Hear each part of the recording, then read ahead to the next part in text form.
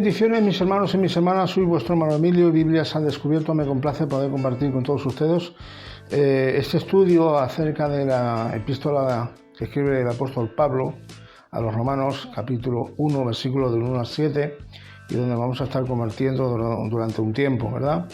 Antes de nada, vamos a hacer una breve oración y empezamos. Voy a intentar ser conciso porque he tenido un problema con el audio. He tenido que borrar la primera parte porque se me ha parado. Entonces, vamos a ver cómo sale esta secuencia. Esperemos que no se corte el vídeo.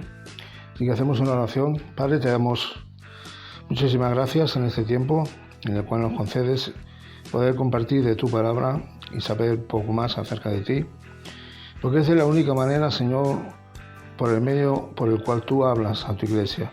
Es a través de las Sagradas Escrituras, a través de tu bendita palabra revelada al hombre, Señor. Gracias, Espíritu Santo, gracias porque tú nos iluminas para tener una mejor comprensión de todo aquello que ya ha sido revelado.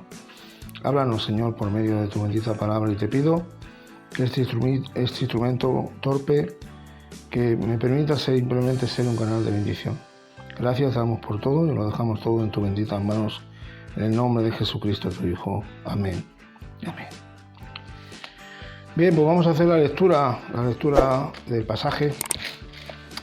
Dice así, capítulo 1, verso 1, dice la palabra del Señor: Pablo, siervo de Jesucristo, llamado a ser apóstol, apartado para el Evangelio de Dios, que él había preparado antes de sus profetas en las Sagradas Escrituras, acerca de su Hijo, nuestro Señor Jesucristo, que era del linaje de David según la carne, que fue declarado Hijo de Dios con poder, según el Espíritu de Santidad, por la resurrección de entre los muertos, por quien recibimos la gracia y el apostolado para la desobediencia a la fe en todas las naciones, por amor de su nombre, entre los cuales estáis también vosotros llamados a ser de Jesucristo. Y verso 7, a todos los que estáis en Roma, amados de Dios, llamados a ser santos. Aquí está el saludo apostólico. Gracia y paz a vosotros de Dios nuestro Padre y del Señor Jesucristo. Amén. Bien, pues decirles que, el apóstol Pablo, que no ha sido el fundador de esta iglesia. Se cree que algunos convertidos en el tiempo de Pentecostés posiblemente fueran a Roma y llevaran el mensaje del Evangelio de algún modo, y se formó esta iglesia. Es verdad que algunos piensan que fue Aquila y Priscila, pero bueno, no sabemos con exactitud.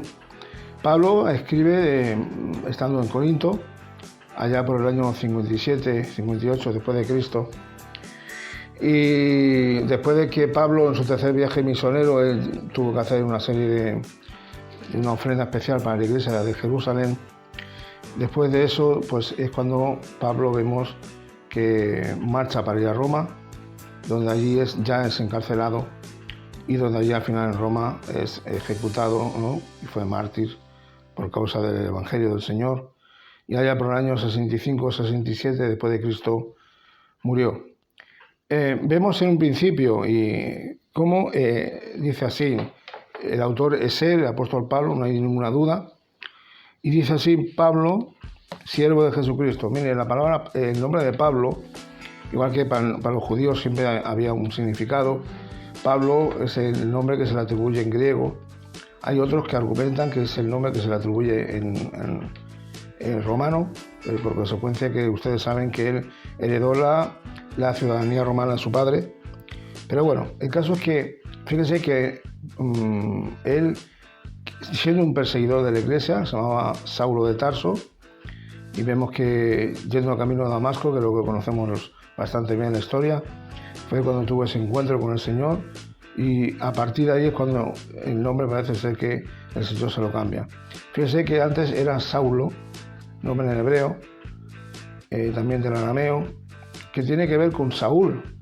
Y fíjense que el nombre de Saulo, que viene de Saúl, sabemos que fue el primer rey de Israel. El nombre de Saúl significa el que ha sido pedido. ¿Por qué? porque él fue pedido por el pueblo para que gobernara Israel. El mismo pueblo pidió un rey, ¿verdad? De ahí que viene el nombre de Saúl, ¿no? Pero aquí Pablo, en el momento que tiene ese encuentro personal con el Señor, Pablo significa pequeño e insignificante, ¿verdad? Y dice Pablo, siervo de nuestro Señor Jesucristo. Fíjese usted que siervo en el griego significa doulos, esclavo. Y dése usted cuenta que en toda la Biblia, desde Génesis hasta Apocalipsis, sobre todo más bien en el Nuevo Testamento, no hay ningún texto donde de algún modo censuren o de algún modo vayan en contra de la esclavitud. Y uno de los imperios donde más abundaba la esclavitud era en Roma. No sé cuántos miles de esclavos tenían ahora mismo, no recuerdo bien. El caso es que hace poco lo estuve leyendo, una cifra exagerada. Roma se caracterizaba no solamente por la abundancia de esclavos que tenían, sino por su moralidad, donde pues bueno, ellos tenían, aparte de su religión, su cultura, eran politeístas, pero también a nivel moral había una degradación en sus vidas a consecuencia de los pecados sexuales y etcétera, etcétera, que no quiero entrar en detalles, ¿verdad? Y fíjese usted que dice Pablo, esclavo de Jesucristo. Fíjese que él era un perseguidor de la iglesia, él era un fariseo apartado, en este caso para la ley de Dios, pero fíjese usted que de ser un perseguidor de la iglesia, ahora era un esclavo de Jesucristo. Ahora este era el apóstol que ha sido comisionado por el Señor para llevar el mensaje a los gentiles. Y eso lo vamos a ver en Hechos capítulo 9, si ustedes quieren venir conmigo en la lectura. Hechos capítulo 9, versículo 15. Dice así la palabra del Señor, ¿verdad? Dice así. El Señor mismo le dice, el Señor le dijo, ve, porque instrumento escogido me es este, para llevar mi nombre en presencia de los gentiles y de reyes y de los hijos de Israel. Fíjese usted que aquí capítulo 9 habla de la conversión de Pablo, que aún se le llama Saulo. Fíjese, pero dice que este va a ser un instrumento del Señor para llevar el mensaje del Evangelio. ¿A quién? A los gentiles, a los que no eran judíos, a los reyes, ¿y a quién más? Dice, y a los hijos de Israel. Amén. Entonces, vemos por una parte a un hombre perseguidor a ser un esclavo de Cristo y a ser un apóstol. La palabra apóstol en el griego significa apóstolos, o una persona que es enviada. Hoy día, a muchos que argumentan decir son apóstoles, y yo no voy a entrar más en detalles, son realmente enviados. Él fue enviado para una misión. Los apóstoles fueron escogidos por el Señor con una comisión. Mateo 28, 19, 20. Por tanto, id y haced discípulos a todas las naciones, bautizándolos en el nombre del Padre, del Hijo y del Espíritu Santo, y enseñándoles todas las cosas en las cuales yo os he enseñado. No os preocupéis, que yo estaré con vosotros todos los días hasta el fin del mundo. Bueno, parafraseando. Entonces, ellos fueron comisionados, fueron enviados a predicar el Evangelio. ¿A quién? A todas las naciones. Pablo fue comisionado y enviado a predicar el Evangelio a los gentiles. Así de claro. Entonces, los apóstoles que hoy día se le podía llamar misioneros. Sí, porque son enviados. Amén.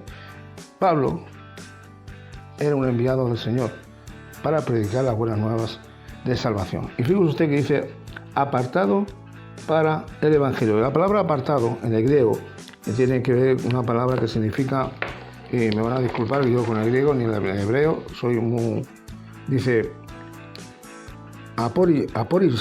aporismenos.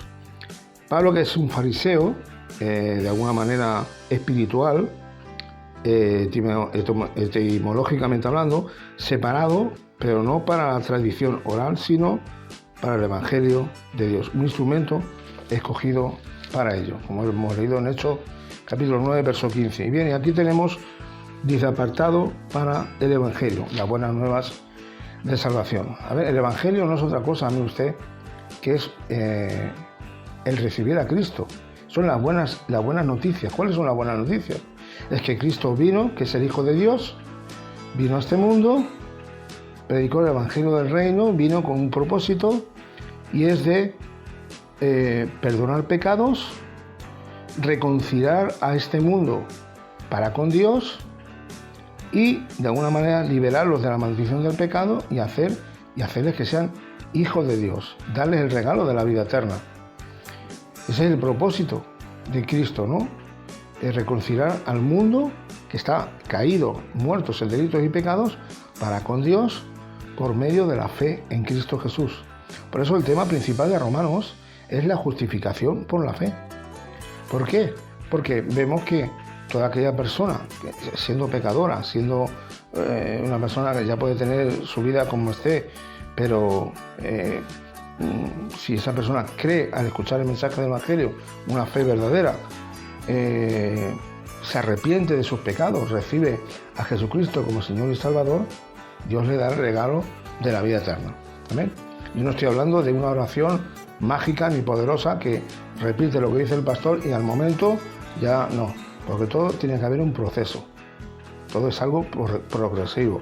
Si esta persona hace esa oración pero recibe en su corazón, bueno, pues tiene que haber también, hay una parte en la cual somos responsables delante de Dios y también tenemos nosotros que también de algún modo ponernos manos a la obra, o sea, no dejar que sea todo que el Señor lo haga, también nosotros tenemos una responsabilidad, como ahora debemos de orar, como ahora debemos de estudiar la palabra de Dios, como ahora, y algunos pensarán, bueno, yo no voy a entrar aquí más en mucho más detalle porque esto se va a extender, si no aquí empezamos y yo me reconozco que cuando empiezo con un tema me alargo y me extiendo demasiado, así que lo que no quiero es extenderme, así que voy a centrarme en lo que es en el texto. Perdónenme si quizás he cortado un poco el hilo, pero es que yo me conozco y yo sé que al final voy a extenderme y yo sé lo que va a pasar. No quiero que se me corte el vídeo otra vez. Dice así: Pablo, siervo de Jesucristo, apartado para el Evangelio de Dios. A mí el Evangelio es eso, las buenas noticias de Jesucristo. Vino, murió, resucitó, y todo aquel que en él crea y lo reciba como Señor y Salvador, como dice Juan 1:12, le da la potestad de ser hecho hijo de Dios. Amén. Vale, dice para el Evangelio de los Dios, que él había prometido, verso 2, que él había prometido antes por sus profetas en las Sagradas Escrituras. En otras versiones dice que Dios, dice que había prometido antes por sus profetas de las Sagradas Escrituras. Ahora, ¿qué es lo que Dios había prometido antes acerca de, por medio de sus profetas en las Sagradas Escrituras? ¿Qué es lo que Dios había prometido? Pues lo que Dios ha prometido en las Sagradas Escrituras por medio de los profetas es la venida de Cristo y el mensaje del Evangelio. O sea, a lo largo de las Escrituras del Antiguo Pacto vamos a encontrar relatos y nos vamos a encontrar pasajes como Isaías, como Malaquías, el libro de los Salmos, que nos hablan. El primero es Génesis 3:15, es la primera profecía mesiánica, y nos van a hablar exactamente de qué, de la venida del Mesías, que vendría a traer redención a este mundo caído por el pecado, y nos hablan del mensaje del Evangelio. O sea, todo esto estaba ya por medio de los profetas, a través de las Escrituras. Todo esto ya había sido profetizado y había sido dicho, ¿verdad? Dios ya lo había prometido. Amén. Seguimos un poquito más adelante. Gloria al Señor. Verso 3 es acerca de su Hijo, o sea, que lo que Dios había prometido, y el versículo 3 te lo da bien claro, ya te da la respuesta, es que Cristo iba a venir. Y tiene que ver con acerca de su Hijo. ¿Amén? Nuestro Señor Jesucristo, que es del linaje de David según la carne, o sea, según carnalmente, ¿verdad? Sabemos que Jesús era 100% hombre, pero también era 100% Dios. Entonces vemos que del linaje, como nació de una mujer virgen, ¿verdad? Era de la tribu de David, de la tribu de Judá, ¿verdad? Exactamente igual como el rey David. Amén.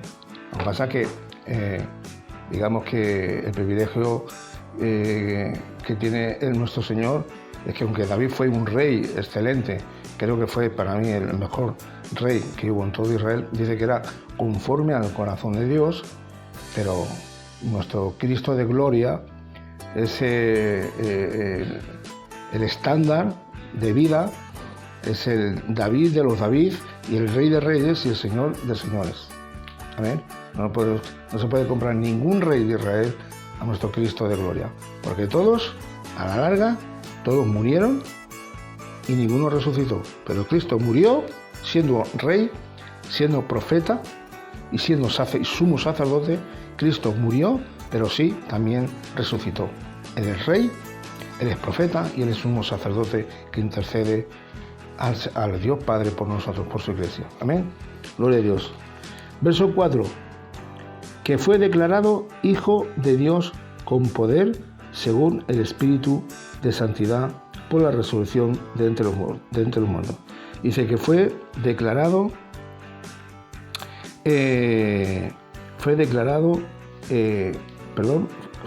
Hijo de Dios. Fue declarado. Mira aquí la palabra fue declarado, ¿no? Dice Jesús era Hijo de Dios en su estado preencarnado. 2 Corintios capítulo 8, verso 9. Vamos a las escrituras si me queréis acompañar. 2 Corintios capítulo 8, verso 9. Dice así la palabra de Dios.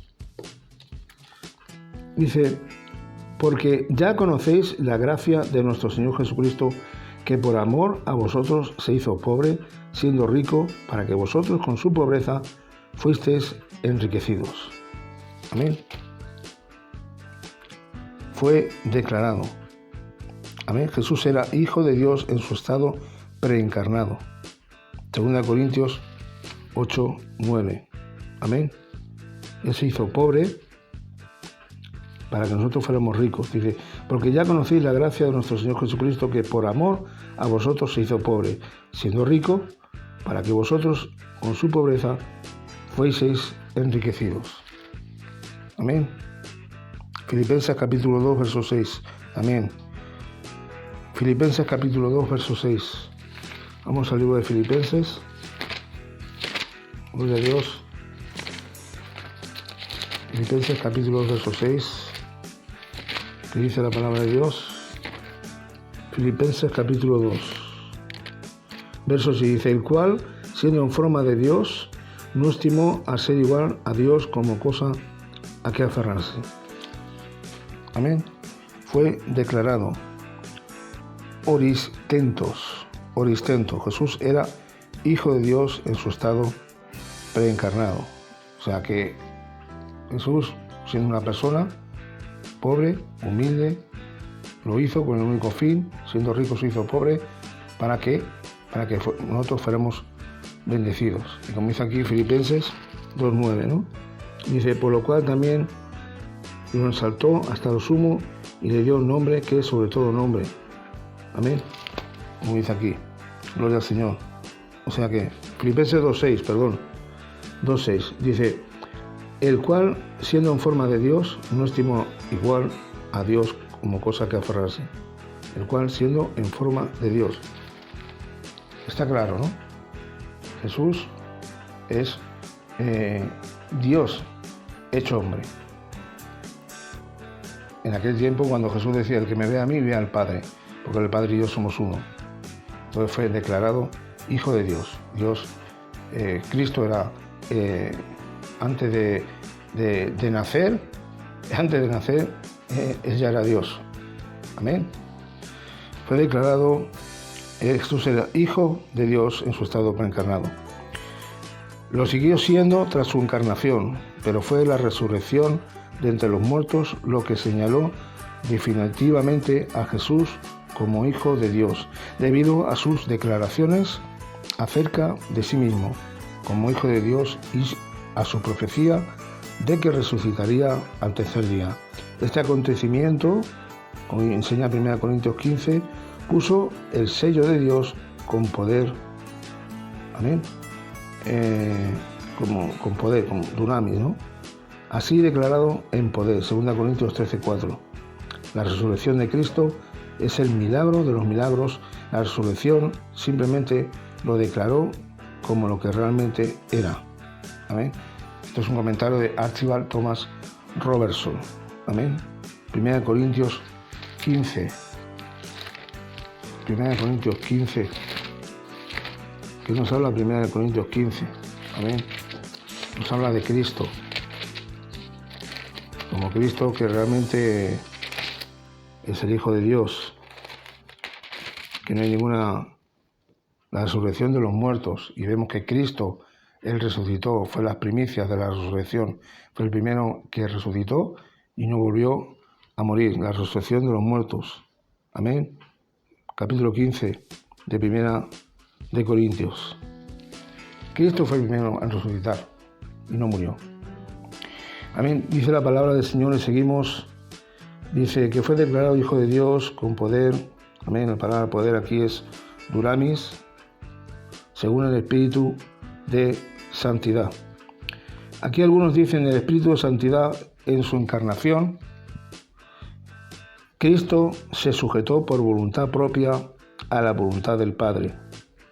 Solo a través de la dirección, la agencia y el poder del Espíritu Santo, como señala Mateo capítulo 3, verso 16. El Espíritu de Santidad, o sea, quiere decir que cuando Él fue encarnado, Cristo se sujetó por voluntad propia a la voluntad del Padre. Solo a través de la dirección, la agencia y el poder del Espíritu Santo. Espíritu Santo de Santidad.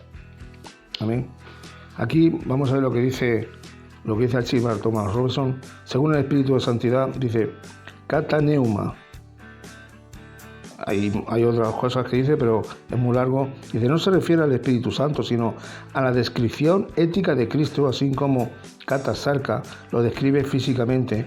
Es una palabra infrecuente, como enseña 1 Tesalonicenses 3:13, 2 Corintios 7:1, el Nuevo Testamento.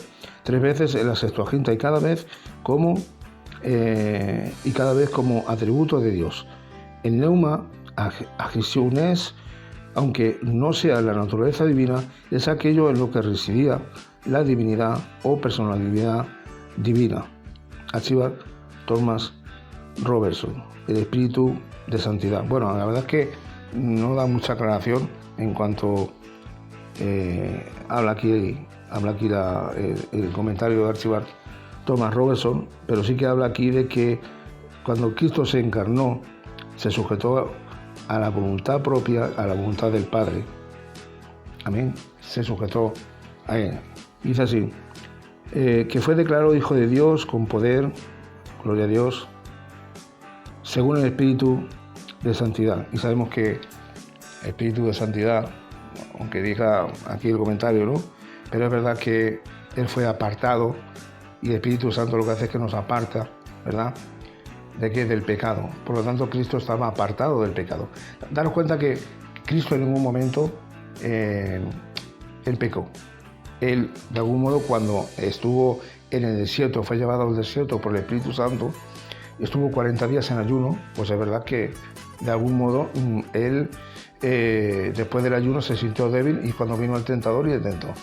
¿Y cómo le venció? Pues con la palabra de Dios. Entonces, vemos algo, ¿no? Y es que, de algún modo, Cristo, Él,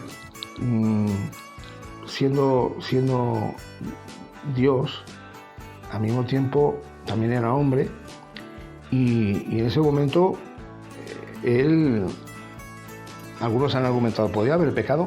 No, porque Él era 100% hombre, pero era de un modo que no tenía que ver nada, su personalidad como hombre no tenía que ver nada con la nuestra, porque en Él no imperaba el pecado. Él nació santo, Él nació ya con el Espíritu Santo desde el vientre de su madre, y por lo tanto, al estar lleno del Espíritu Santo, Él no podía tener ningún pensamiento pecaminoso, Él no podía tener ningún deseo, ni voluntad, ni pensamiento, ni acción de querer pecar.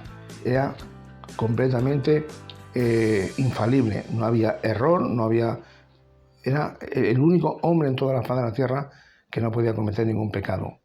Es el Espíritu de Santidad que lo llevó a estar apartado como un hombre que vivía y estaba sujeto a la voluntad del Padre 100%. Amén. Y dice así más. Según el Espíritu Santo, por la resurrección de entre los muertos. Lo que declaró realmente ser un hijo de Dios fue la resurrección. Si Cristo, habiéndose declarado Él que era hijo de Dios, ¿verdad? Y que era Dios.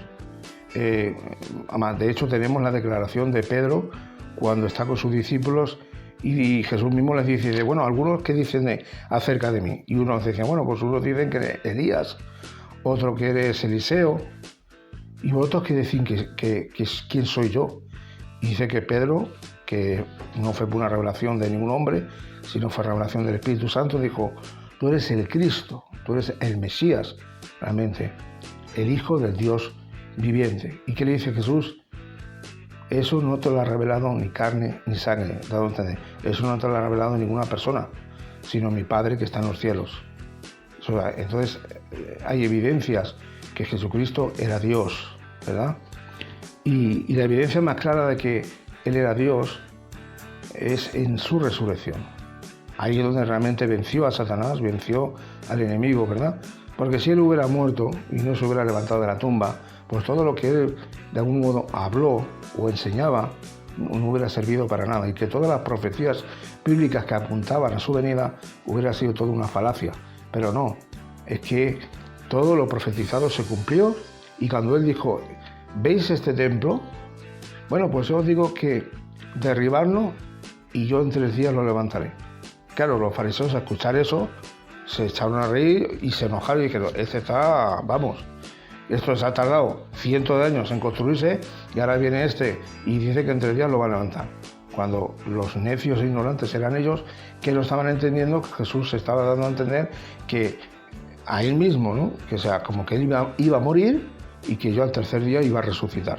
Entonces ahí vemos que en la resurrección de Cristo, como enseña 1 Corintios 15, que es el primer hombre que resucitó de entre los muertos y no volvió a morir. Y vemos la evidencia de que Él era Hijo de Dios, de la tribu de David, ¿no? Y lleno de poder de Dios. ¿Ven? El fue declarado Hijo de Dios con poder según el Espíritu Santo. Eso digo, y por quien recibimos la gracia y el apostolado. Fíjese usted que es por medio de Cristo que ellos, los apóstoles, recibieron, como dice aquí, recibimos la gracia y el apostolado. Fíjese usted que aquí la palabra gracia no viene exactamente igual que el último saludo, que es el saludo apostólico, que al final del versículo 7 dice el saludo apostólico, gracia y paz a vosotros. Gracia, charis en griego, y paz en hebreo es shalom, ¿no?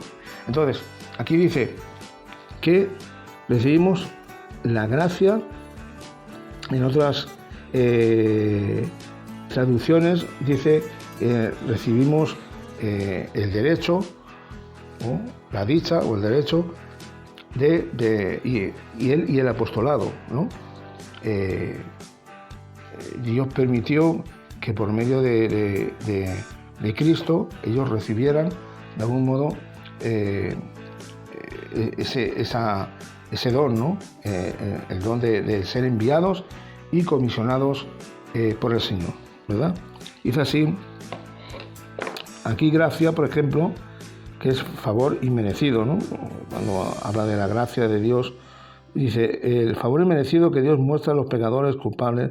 Esta es la primera referencia del libro a la parte más crucial del mensaje evangélico. La salvación es un regalo de Dios apartado por completo de cualquier esfuerzo, ¿no?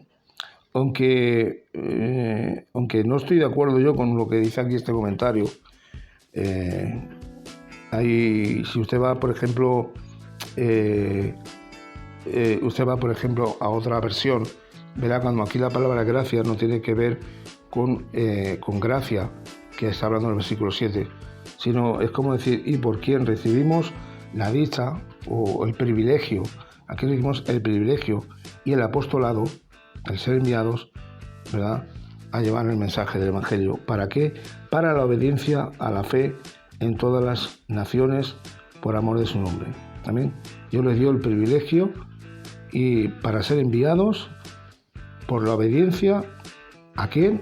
A la fe en Cristo Jesús, a ellos, a los apóstoles, para poder proclamar el Evangelio a todas las naciones, ¿verdad? Ellos fueron comisionados, tuvieron ese privilegio de parte de Dios. Amén.